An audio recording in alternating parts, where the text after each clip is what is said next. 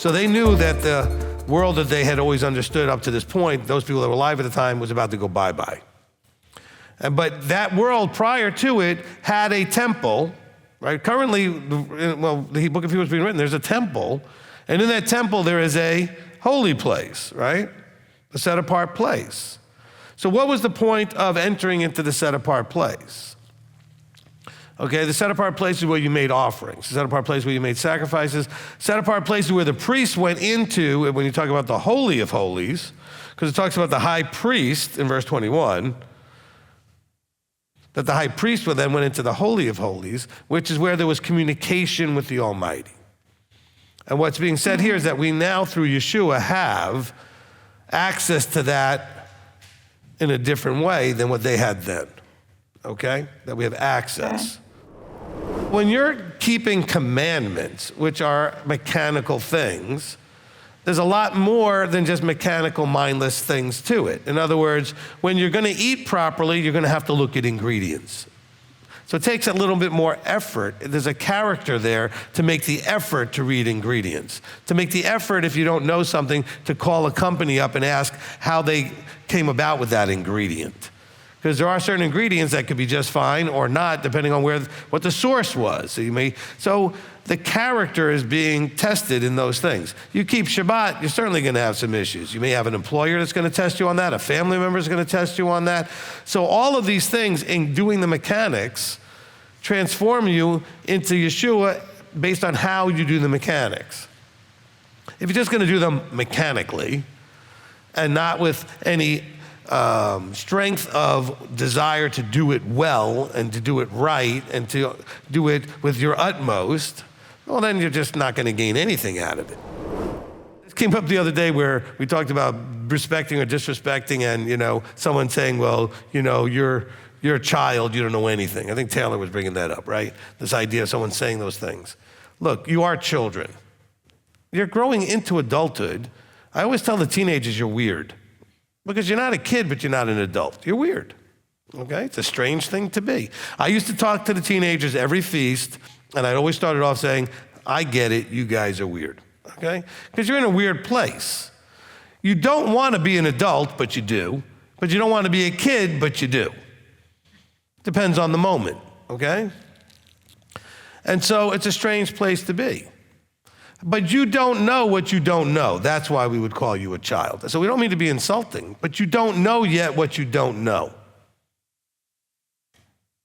And only time can get you there, or listening to someone who's already been there can get you there. They depend on you to take care of them. They can't take care of themselves. You have to take care of them, provide for them, guide them in terms of you need to do this, go clean your room, go do this, go do that, whatever. Don't do this, don't touch that. That's parenting. That's young children. As they get up to that teenager, 13, 14, they have to be you have to start to prepare them for adulthood. What is adulthood? Everything now is their responsibility.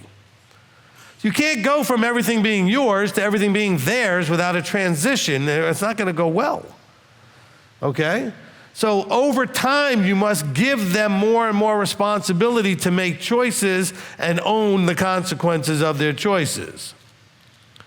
So that's the first part of this. The second part of this is you still, however, can tell them if they do certain things that there are consequences. They can still choose to do it, but there's consequences. They don't apply to you because you're not in the land. So there's a lot of them that are restricted to the jurisdiction or parameters linked to them. There's a lot just for women, so if you're a man, they don't apply. If you're a man, if you're a woman and they're for men, they don't apply. So only a very few of them apply to you. Out of 613, probably less than 200 apply to you, okay? And some of you are like, wow, 200? Do you know how many laws there are for you just to get in your car and drive? Thousands. And you find out sometimes ones you didn't know when you get pulled over. You're like, oh, I didn't know that one, okay? So, don't think that a couple of hundred is a big deal. I mean, you ever see lawyers talk and they've got the bookshelves behind them filled with all of the statutes and ordinances and laws and everything else regarding whatever. And it could all be a whole wall just for driving. We should, okay, listen now, you should have all aspects of the fruit in all relationships. With yourself, with your Creator, with your friends, with your family, okay, with the community, like your employer or your employees and the store vendors you interact with, right, and your neighbors, with the congregation, and with the leadership. So you should have love, joy, peace, patience. You should have that in all relationships. And then going through this exercise, though, one of the things you're going to discover is that you don't have it in all relationships. So now you have to ask the question, not only what should it look like, but why don't I have it? Where's the missing pieces of this puzzle? Why I don't have joy in all the different relationships? Sure, because they give us the metaphor of a son and a father. So I picture the son coming up to his father and saying, hey, Dad, I want to make something. Sons do that to their dads all the time. I want to build something. But what do you want to build? I want to build a universe and a world, and I want to create people to be with and spend time with. I mean, it's great being with you, but I want to have all this stuff going on. And the father says, that's great.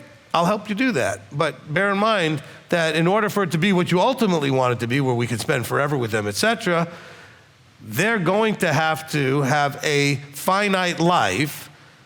And then because of these other things that are necessary for our interactive rules like tameh and tahor and the state we can interact with, you're going to have to be willing to redeem them or this won't work.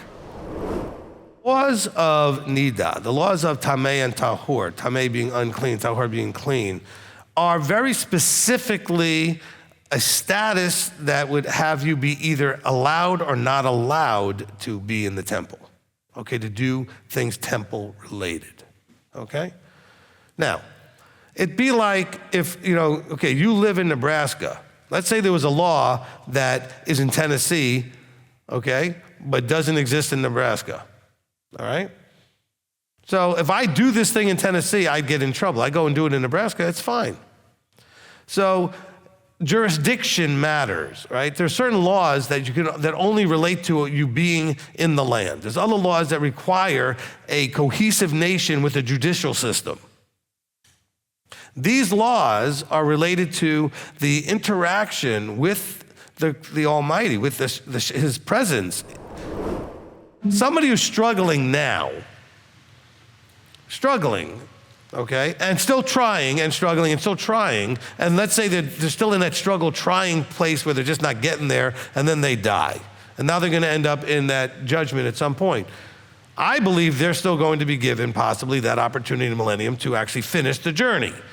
What I don't want you doing, and nobody should be doing this, which is saying, it's too hard, I'll wait for the millennium. Because that's showing in your heart where you're at, okay? I don't think he's going to easily, I don't think it'll be easy for him to just cut a bunch of people out and say, you're done.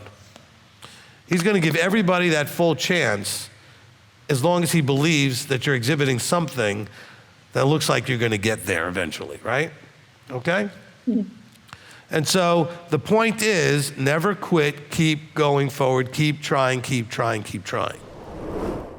And see if that's true, okay? Right.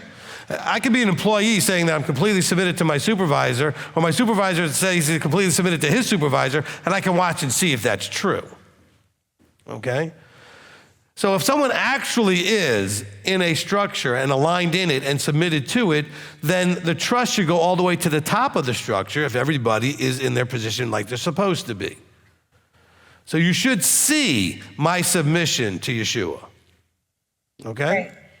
Yeshua always was telling them, do you not see my submission to the Father? If you don't believe me, believe the works. Okay? Same thing I would say to you. If you're not sure if I'm in the structure, believe the works. Right. What are the works? Not only the things that you see me doing and that we built with this and everything, but what do the teachings show you about my submission in that structure? And the structure anointing, so that it's the structure's information that you're getting.